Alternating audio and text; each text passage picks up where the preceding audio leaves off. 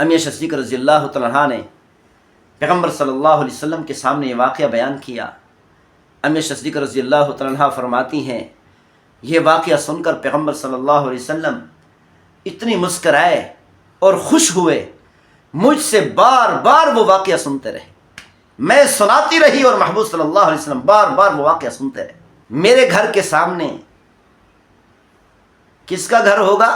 یہ نہیں فرمایا نماز پڑھنے والے کا گھر ہوگا، یہ نہیں فرمایا تہجد پڑھنے والے کا گھر ہوگا، یہ نہیں فرمایا تلاوت کرنے والے کا گھر ہوگا، یہ نہیں فرمایا ذکر اذکار کرنے والے کا گھر ہوگا، یہ نہیں فرمایا کہ کل قیامت والے دن جنت میں میرے گھر کے سامنے حج ادا کرنے والوں کا گھر ہوگا، عمرہ ادا کرنے والے کا گھر ہوگا، یہ نہیں فرمایا کہ استغفار کرنے والے کا گھر ہوگا، بلکہ پیغمبر صلی اللہ علیہ وسلم نے ارشاد فرمایا پھر دیکھو کتنی سکون آتا ہے گھر میں، لڑائیاں ختم ہو جائیں گی، کبھی جھگڑا نہیں ہوگا،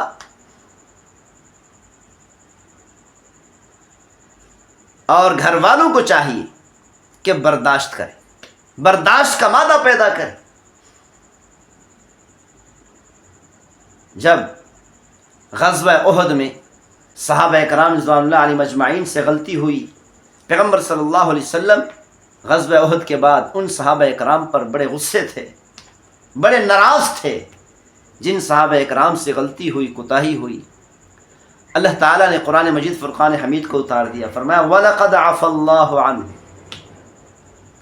اے میرے محبوب صلی اللہ علیہ وسلم آپ کے پروردگار نے، آپ کے اللہ نے آپ کے ان صحابہ کو جن سے غلطی اور کوتاہی ہوئی ہے معاف کر دیا، اور یقیناً معاف کر دیا۔ لام بھی تاکید کا ہے اور قد بھی تاکید کا ہے، یقیناً یقیناً اللہ نے آپ کے صحابہ کو معاف کر دیا۔ ان اللہ غفور حلیم، کیوں معاف کیا؟ اس لیے کہ اللہ تعالیٰ بہت زیادہ بخشنے والے اور برداشت کرنے والے۔ اللہ کی ایک صفت برداشت کرنا ہے، اللہ تعالیٰ کی ایک صفت حلم والی ہے۔ اللہ تعالیٰ کی بہت ساری صفات کا بیان ہے قرآن مجید فرقان حمید میں، لیکن یہ صفت سب سے بڑی صفت ہے۔ دنیا میں دیکھو کتنے لوگ نافرمان ہیں، اللہ کی ذات کا بھی انکار کر رہے ہیں، لیکن اللہ تعالیٰ پھر بھی ان کو کھلا رہا ہے، ان کو پلا رہا ہے، ان کی بیماریوں کو ختم کر رہا ہے، ان کی مشکلات کو دور کر رہا ہے۔ وہ یہ سمجھتے ہیں کہ ہم اپنی مشکلات اپنے پیسوں کے ذریعے سے حل کر رہے یا فلاں سبب سے حل کر رہے، حقیقت میں اللہ تعالیٰ ہی ان کی مشکلات کو حل کر رہا ہوتا ہے۔ کیوں؟ اس لیے غفور حلیم، اللہ تعالیٰ بخشتا بھی ہے اور برداشت بھی کرتا ہے۔ لوگ نافرمانی کرتے ہیں، اللہ برداشت کرتا ہے، لوگ نمازیں چھوڑتے ہیں، اللہ برداشت کرتا ہے، لوگ کفر کرتے ہیں، اللہ برداشت کرتا ہے، لوگ شرک کرتے ہیں، اللہ برداشت کرتا ہے، حتیٰ کہ بعض لوگ اللہ کی ذات کا بھی انکار کرتے ہیں، اللہ پھر بھی برداشت کرتا ہے۔ کیوں؟ اس لیے کہ تمام صفات میں سب سے بڑی صفت حلم والی ہے اللہ تعالیٰ کی، اور اللہ تعالیٰ نے اپنے محبوب صلی اللہ علیہ وسلم کو یہ سبق دیا ہے۔ میرے محبوب صلی اللہ علیہ وسلم جس طرح اللہ کی صفت حلم والی ہے، آپ بھی اپنے اندر حلم والی صفت کو پیدا کریں، آپ بھی اپنے صحابہ کو معاف کر دیں۔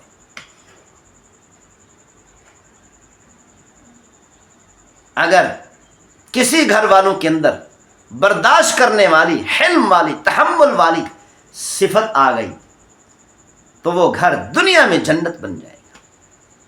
کسی نے غلط کہہ دیا، برداشت کرو، دھکا دے دیا، برداشت کرو، تھپڑ مار دیا، برداشت کرو، گالی دے دی، برداشت کرو، جھگڑا شروع کر دیا، برداشت کرو۔ خدا کی قسم ذلت میں اللہ تعالیٰ نے عزت رکھی ہے، اگر یہ برداشت کرنے والا بن جائے تو سارے علاقے والے اس کی قدر کریں گے، اس کا احترام کریں گے اور اس کی عزت کریں گے۔ ہم نے اپنی آنکھوں سے دیکھا کہ ایک شخص ہے برداشت کرنے کی وجہ سے لڑائی نہ کرنے کی وجہ سے کوئی بھی اس سے لڑتا ہے برداشت کرتا ہے، کوئی بھی اس سے جھگڑتا ہے برداشت کرتا ہے، برداشت کرنے کی وجہ سے علاقے والے سب سے زیادہ اس کا احترام کرتے ہیں، اس کی قدر کرتے ہیں۔ تو اسی لیے ساس سسر کو چاہیے اپنی بہو کا خیال رکھے۔ کیوں؟ یہ آپ کی بہو سب کو چھوڑ کر آئی۔ شوہر کو چاہیے کہ اپنی بیوی کی قدر کرے۔ شوہر کے لیے ساری دنیا ہے، لیکن بیوی کی ساری دنیا شوہر ہے۔ اگر شوہر بھی ناانصافی کرنے لگ جائے، ظلم اور زیادتی کرنے لگ جائے، نہ قدری کرنے لگ جائے، تو بیوی کہاں جائے گی؟ امی صدیق رضی اللہ تعالیٰ عنہا کے پاس ایک عورت 2 بچیوں کے ساتھ آئی، بڑی غریب تھی، بھوکی تھی، پیاسی تھی۔ امی صدیق رضی اللہ تعالیٰ عنہا نے پانی دیا، پانی پلایا، اور 2 کھجوریں امی صدیق رضی اللہ تعالیٰ عنہا کے پاس تھیں، وہی اس عورت کو دے دی۔ امی صدیق رضی اللہ تعالیٰ عنہا فرما رہی تھیں کہ میں نے سوچا کہ ایک کھجور ان 2 بچوں کے درمیان تقسیم کرے گی اور ایک کھجور خود کھائے گی، تو میں نے کیا دیکھا کہ ایک کھجور کو توڑا، آدھی کھجور ایک بچی کے منہ میں دیا، دوسری آدھی کھجور دوسری بچی کے منہ میں دیا۔ میں نے سوچا دوسری کھجور خود کھائے گی، لیکن دوسری کھجور کو لیا اور اس کو توڑا، اس کا آدھا حصہ بھی ایک بچی کے منہ میں دے دیا، اور دوسرا آدھا حصہ بھی دوسری بچی کے منہ میں دے دیا، دوسری بچی کو کھلا دیا۔ میں حیران رہ گئی کہ ماں خود بھوکی ہے، بھوک کی شدت ہے، بھوک کی وجہ سے چلنا مشکل ہے۔ 2 کھجوریں آئیں تو دونوں کھجوریں اپنی بچیوں کو کھلا دی، آدھی کھجور بھی خود نہیں کھائی۔ امی صدیق رضی اللہ تعالیٰ عنہا نے پیغمبر صلی اللہ علیہ وسلم کے سامنے یہ واقعہ بیان کیا۔ امی صدیق رضی اللہ تعالیٰ عنہا فرماتی ہیں، یہ واقعہ سن کر پیغمبر صلی اللہ علیہ وسلم اتنی مسکرائے اور خوش ہوئے، مجھ سے بار بار وہ واقعہ سنتے رہے، میں سناتی رہی اور محبوب صلی اللہ علیہ وسلم بار بار وہ واقعہ سنتے رہے۔ کیونکہ جو بھی آدمی اپنی بیٹیوں سے محبت کرتا ہے، خیال رکھتا ہے، پیغمبر صلی اللہ علیہ وسلم اس کو پسند فرماتے، اور پیغمبر صلی اللہ علیہ وسلم نے ارشاد فرمایا، کل قیامت والے دن جنت میں میرے گھر کے سامنے کس کا گھر ہوگا؟